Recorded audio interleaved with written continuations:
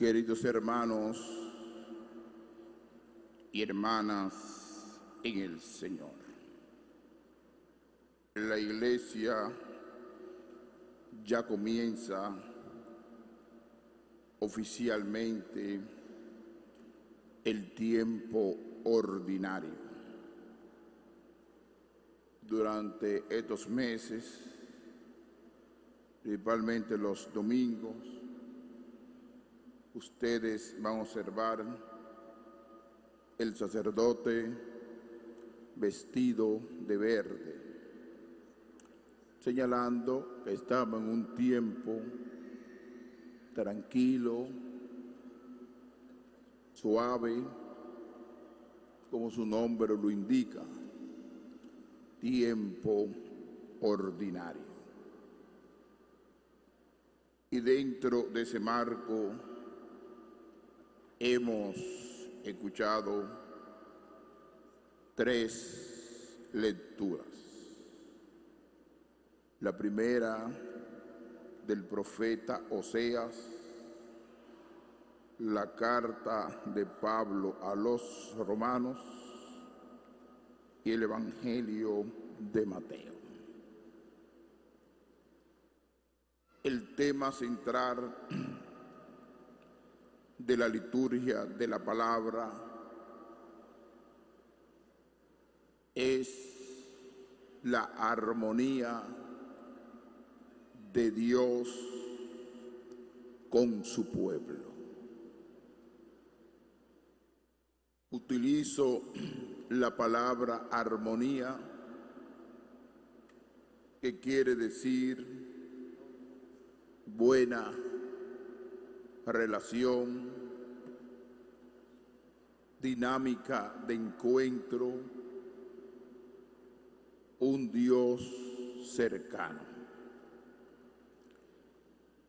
Y me ubico en el profeta Oseas.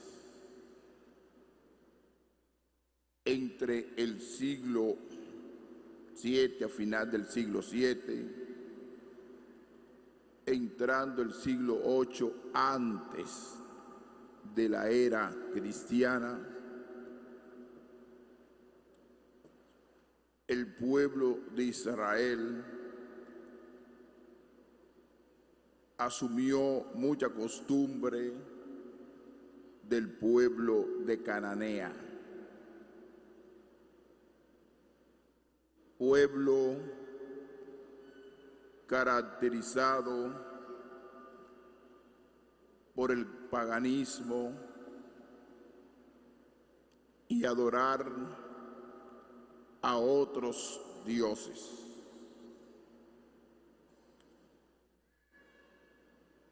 En la vida existían profetas sociales. Por ejemplo, el profeta Amós. Existían profetas mesiánicos, como el profeta Isaías.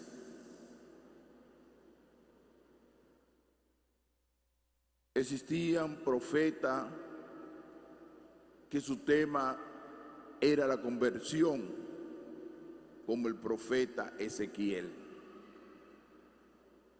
El profeta Oseas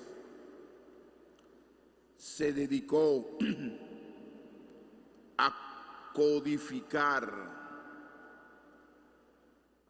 o a limpiar en nombre de Dios.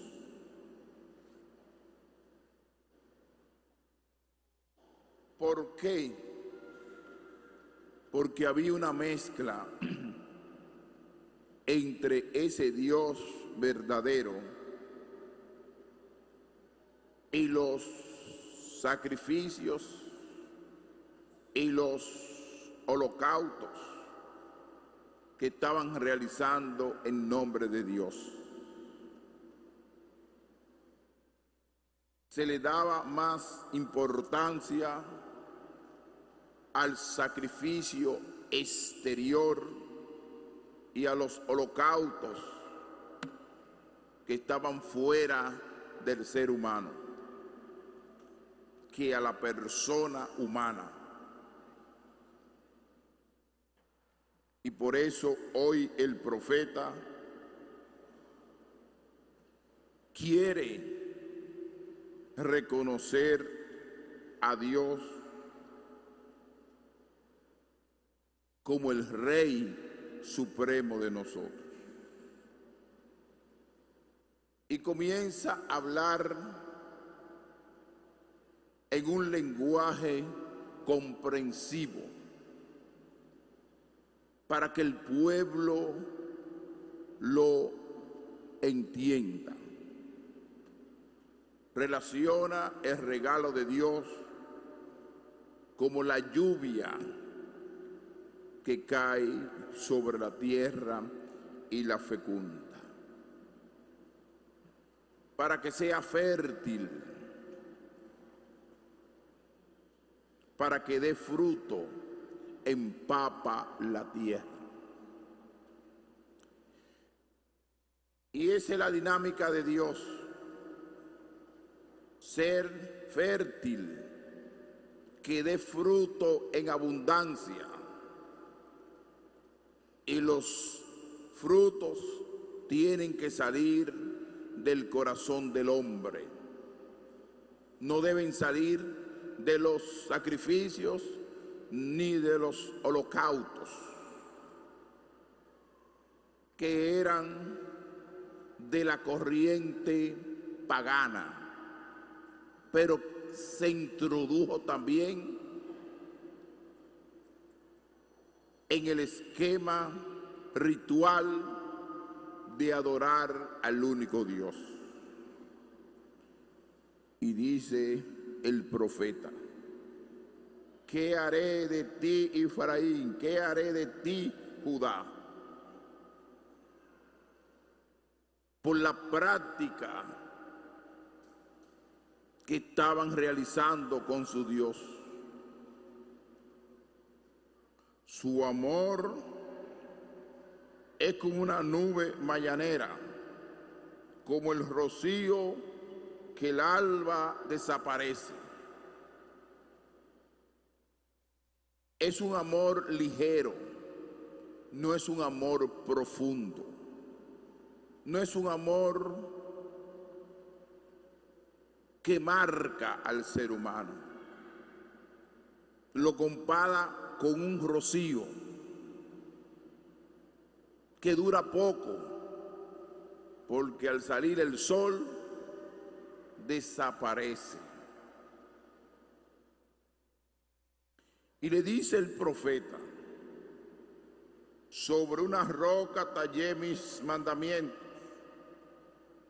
los castigaré por medio de los profetas, con las palabras de mi boca. Es decir, que su comportamiento no estaba a la altura de Dios. Vivían una vida desordenada, descompuesta. Y dice el profeta: mi juicio se manifestará como la luz, como la luz. Quiero misericordia y no sacrificio, conocimiento de Dios más que holocaustos. Es decir, el profeta se coloca en el propio corazón de todo el rito de los judíos, diciéndole claramente: no quiero sacrificio ni holocausto, lo que quiero es conocimiento de Dios.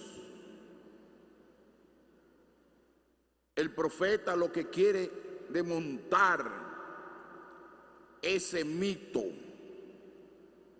¿Y cuál era el mito que había? Que haciendo sacrificio de los animales, ofreciendo holocaustos, podían borrar los errores, la mala vida. Y hay algo más profundo en el ser humano, más grande que los sacrificios, más grande que el holocausto, que es la conversión de corazón, que es el cambio de mentalidad. Y por eso, posteriormente, decía el profeta Isaías: ustedes me están alabando con los labios, pero su corazón está lejos de mí. Los labios, ¿qué son? Para hablar y alabar y hacer oración. Pero el profeta Isaías, con relación al profeta Oseas, va en esa línea. Lo que quieren es un cambio radical de corazón. Esa es la religión pura que le agrada al Señor. Desmonten toda esa idea de sacrificio, de holocausto, porque eso viene de otra cultura, de otra mentalidad, que es la mentalidad cananea, que adoran a muchos dioses, pero ellos arrastraban todos esos aspectos culturales que tenían. Fíjense, estamos ubicados en el siglo VIII antes de la era cristiana, y ya este profeta, que su prédica y su centralidad es predicar a la adoración del único Dios verdadero, que es el Dios de Israel.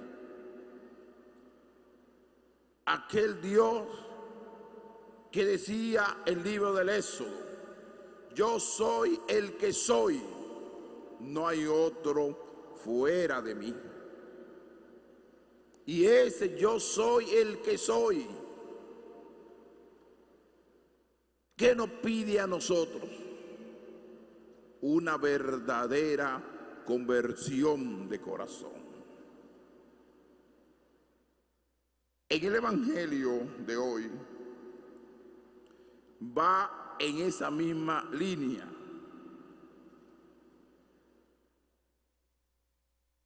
Jesús, al pasar, vio un hombre llamado Mateo. ¿Cuál era la funcionalidad de este hombre? Cobrar los impuestos. Aquí te da un indicador que aquellos que imponían esas leyes venían del extranjero, que era el Imperio Romano, porque tenían mentalidad de metrópolis, mientras el pueblo de Israel tenía mentalidad agrícola, mentalidad de ganado, mentalidad de tierra.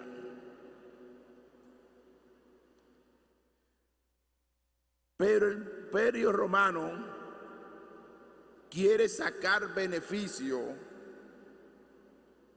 del trabajo y del esfuerzo que hacen los judíos, que hacen el pueblo de Israel en la productividad de la tierra.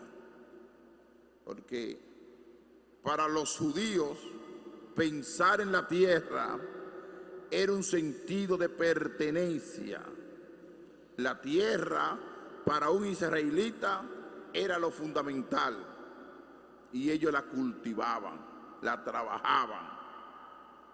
Y por eso un profeta profeta Amós, profeta social, nos habla que lo engañaban en la medida de los peces. Que tenía tanta libra, le quitaban pulgada, número, arroba, y era una explotación. ¿Por qué? Porque ellos se dedicaban al cultivo del ganado, de la tierra, y eso producía dinero en aquel tiempo. Y a la vez, el Imperio Romano, como una gran ciudad que se estaba estructurando y formando, tienen que pagar impuestos para el César y para la organización de la ciudad y construir monumentos y ciudades. Pero no era la mentalidad de Israel, porque ellos ofrecían la primicia a su Dios, no a un pueblo extranjero. Y por eso, aquel que hacía ese oficio de cobrador de impuestos, lo consideraban un excluido y un pecador. Y en ese espacio, ese hombre, Mateo, se encuentra en su trabajo. Y Jesús le dice: sígueme. Él se levantó y lo siguió. Así que la voz de Jesucristo lo convenció. Su estilo de vivir la vida, de dar testimonio, lo convenció. El primer indicador aquí, que la casa de Dios, la iglesia, está abierta para todos los hombres y mujeres que quieren escuchar la palabra de Dios, que quieren practicar su fe. La iglesia nunca ha cerrado la puerta a nadie. Nosotros acogemos a todas las personas, hombres y mujeres, de las condiciones que sean. Pero hay algunos detalles que tenemos que tener presente y se lo voy a explicar brevemente, de esa acogida y de esa apertura que debe tener la iglesia frente al pecador. Estando a la mesa, muchos publicanos y pecadores habían acudido y se sentaban con Jesús y sus discípulos. Se sentaban. Jesucristo lo escuchaba con atención. Jesucristo lo que ha producido, lo que se llama una tensión, ha producido para ellos un escándalo. Se han escandalizado de la acción del Maestro, de hablar, de conversar con aquellos que necesitan de Dios. Había un grupo que eran los fariseos. La palabra fariseo quiere decir separado. A veces uno quiere generalizar que todos los fariseos eran personas malas y extrañas. No. habían entre ellos personas buenas, porque eran los fieles que participaban en el culto del templo y en la sinagoga. Eran los fariseos. Era la categoría social, así se llamaba. Al verlo, preguntaron a los discípulos, ¿cómo es que su maestro come con publicanos y pecadores? Jesucristo le abre el corazón al ser humano, lo acoge al ser humano. Pero hay que ver el resultado final de esa acogida del Maestro, porque Jesucristo no rechaza, pero es exigente frente al seguimiento. Jesucristo es radical frente a aquellos que lo quieren seguir. Por ejemplo, los propios discípulos dicen, el que no quiere asumir la cruz de cada día, no puede ser discípulo mío. Váyanse de aquí, el que no puede asumir la cruz de cada día. ¿Qué le dijo al joven rico? Señor, te seguiré donde quiera que vaya. Y Jesucristo le dijo, vende todo lo que tiene y dar el dinero a los pobres. Desde niño he cumplido los mandamientos, he cumplido todo, pero Jesucristo le da una exigencia, que para convertirse verdaderamente debe cambiar. A la mujer adúltera le dice, nadie te ha condenado, conviértete y vete en paz. Siempre en medio de la misericordia hay un llamado a la conversión. No es que la iglesia tenga manga ancha, que vengan todo el mundo. Lo que nosotros tenemos que escuchar al pecador. Y después de escuchar al pecador, decirle, esa son nuestro estilo de vida. Le pongo un ejemplo sencillo. En una Eucaristía pueden participar miles de personas. Pero hay un momento en que muchos no participan, que es el momento de recibir la Sagrada Comunión. La Sagrada Comunión.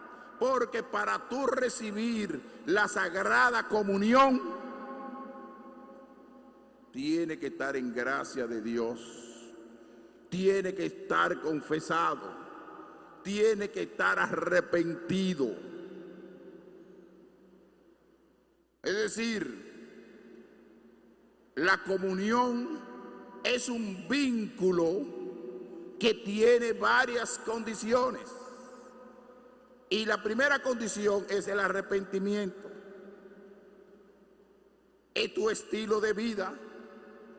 Por ejemplo, la iglesia exige que un matrimonio debe estar unido por la Iglesia Católica. Y esa persona, unido en matrimonio por la Iglesia Católica, puede acercarse a la comunión. Pero alguien que esté unido en pareja libre no puede recibir la comunión, porque le falta el sacramento del matrimonio, y por eso está prohibido. Está prohibido. ¿Qué dice la iglesia? Un ejemplo. que hay que respetar los días de precepto, que hay que respetar la Eucaristía los domingos. Y aquella persona que falte un domingo a misa, tiene que acercarse al sacerdote y confesarse. Habrá caso extremo, puede tener una enfermedad terminal o ese momento tuvo algo muy fuerte que faltó a misa. Eso se estudia, pero lo debe decir a un sacerdote y confesarlo. ¿Por qué? Porque nosotros no podemos ser manga larga frente al pecador. Lo escuchamos, le ponemos atención, lo acogemos en el templo. Si quiere participar en un grupo apostólico, en una pequeña comunidad de reunión para escuchar la palabra de Dios, no habrá ningún problema participar de la Eucaristía. Pero dentro de la participación de la Eucaristía hay su límite. Es decir, le tiene que dar el paso del arrepentimiento de corazón. Debe dar el paso de la conversión. Y por eso Jesucristo hoy dice, no tienen necesidad de médicos los sanos, sino los enfermos. Y por eso nosotros, como iglesia, tenemos que visitar las periferias existenciales, como dice el Papa. Y la iglesia, para todos esos necesitados, para los enfermos, para los jóvenes que están descompuestos socialmente, ha creado un sistema de evangelización para estar más cerca de la gente y tener más contacto con la gente, que se llama las parroquias. Las parroquias. Entonces, la función de un sacerdote es organizar con sus fieles la visita a los enfermos, la visita a los jóvenes del sector, formar pequeñas comunidades en los sectores, celebrar Eucaristía en los sectores.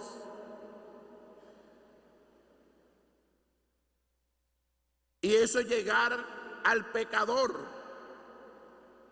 Yo que estoy haciendo visita pastoral en toda la parroquia de la diócesis, y cuando yo escucho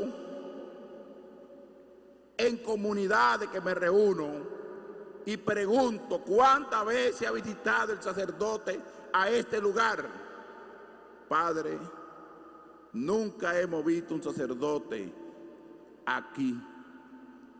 Nunca hemos visto a un sacerdote visitar un barrio pobre.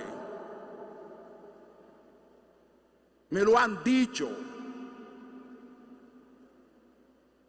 Es decir, hermano, si usted tiene una parroquia,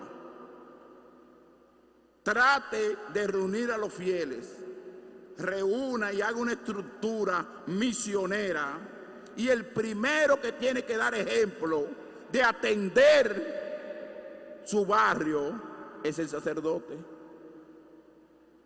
Ahí hay muchos pecadores. Hay sectores populares en Higüey que son fuertes para entrar. Por ejemplo, yo entré a un barrio hace una semana y cuando entré al barrio habían más de 5 muchachos con machete en mano, dicen quién es este que entró. Contamos varios vehículos y yo me acerqué a ellos y le dije, yo soy Monseñor, el obispo de Higüey. Ah, no, padre, que estamos atentos aquí porque que usted sabe, con machete en mano. Y yo digo, y ahí mismo le prediqué y le dije, miren, busquen de Dios. La cosa, me senté debajo de la mata con ellos y ellos con su machete abajo y yo explicándole la palabra de Dios. Y le pregunté, ¿alguien le ha hablado de Dios a ustedes? ¿Ustedes han visitado un templo? Es que no tenemos lugar para adorar. Tenemos otra iglesia, pero esa no nos gusta, así me dijeron. Necesitamos la fe católica. Y ahí estaba el párroco con la visita pastoral. Le dije, aquí hay que construir un templo. Aquí hay que construir la casa de Dios. ¿Por qué? Porque en los lugares de periferia tenemos que dar presencia. Porque ahí es que está muchas personas que necesitan de Dios. Y eso, ¿quiénes tienen que hacerlo? Por lo menos yo lo estoy haciendo. Estoy visitando todos los sectores y me meto en los barrios pobres, marginados. Y hablo con los niños, hablo con los jóvenes, hablo con los delincuentes. Porque ellos necesitan, y muchos de ellos están cambiando de vida. Porque la cosa no es decir palabras ni teoría. Ustedes saben lo que significa en una parroquia que un sacerdote de lunes a sábado le dedique un día para visitar esos sectores, reunirse con la junta de vecinos y con la gente, con el pecador, para hablarle de Dios. O formar un equipo de evangelizadores y decir, en esta semana vamos a ese barrio marginado, a esa periferia. Y yo voy con el sacerdote, ahí mismo al lado mío, y le digo, padre, ¿qué ha pasado? Esos son parte de tus fieles y tú los tienes abandonados. Son parte de tus feligreses que la iglesia te ha puesto responsable y tú los tienes abandonados. Porque hay que hablarle claro, hay que decirle claro la cosa. Es que la iglesia no puede abandonar a nadie. Lo que tiene que trabajar en la evangelización. Y después decimos que son malos. Por ejemplo, muchos estudiantes, cuando terminan el año escolar, ¿usted ve lo que hacen? Que tiran los cuadernos en toda la avenida. Ya terminamos y quieren despedirse, destruyendo. ¿Qué hay que hacer con esos estudiantes? Sentarlos, darle disciplina y aconsejar a la familia y colocarlo en regla.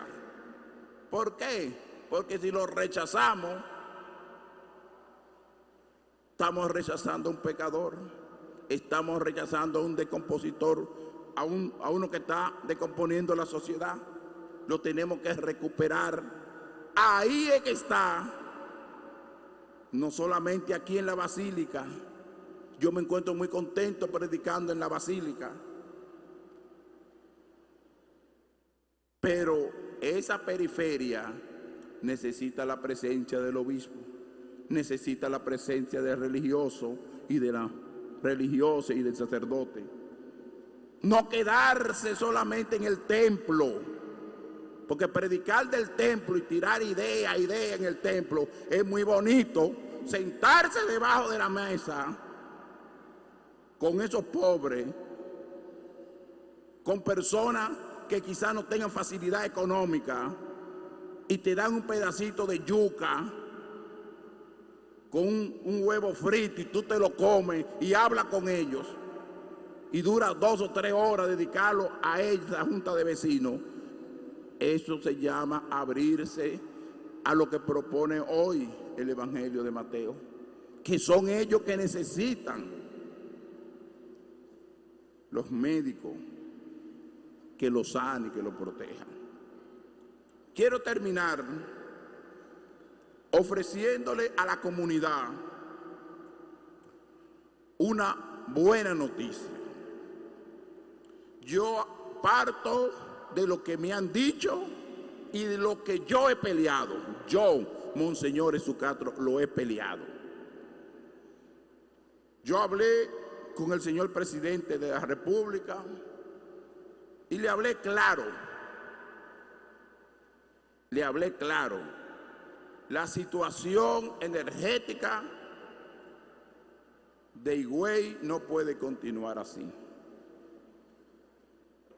Y le hice una propuesta. Y gracias a Dios, él aceptó. Va a haber una inversión ya. Y por eso le pido paciencia a la comunidad de Higüey. Si no me hablaron mentira. Si no me hablaron mentira. Van a invertir aproximadamente 1.300 millones y pico para mejorar todo el sistema eléctrico de Higüey. Es decir, que ya entre unos días usted vendrá muchos camiones colocando transformadores, mejorando las redes para arreglar este problema definitivo energético en Higüey. Yo le digo que le hablé claro al señor presidente. Digo, esa situación no puede seguir porque es una zona donde el 80% llegan en la noche de los hoteles de trabajar, no tienen abanico, no tienen agua, no tienen de nada. Así no se puede vivir. Y gracias a Dios, él dijo, hay que buscarle una solución definitiva a este problema. Y delante de todos esos funcionarios de energía eléctrica, declaró no a nivel nacional, sino declaró a la institución de EDESTE, un plan de emergencia rápido para resolver el problema energético de Higüey. Y se lo quería anunciar hoy para que los barrios, la junta de vecinos, den un stop y dejen trabajar. Eso fue la promesa que me comunicaron y yo tengo confianza porque yo creo en la gente que van a hacer el trabajo. Por eso les exijo paciencia por ahora. Vamos a ver el trabajo que se va a comenzar a desarrollar ya la próxima semana en todos los sectores de Higüey. Eso es una buena noticia que se lo quería comunicar porque eso produce tranquilidad y paz en los sectores. Que Dios le bendiga.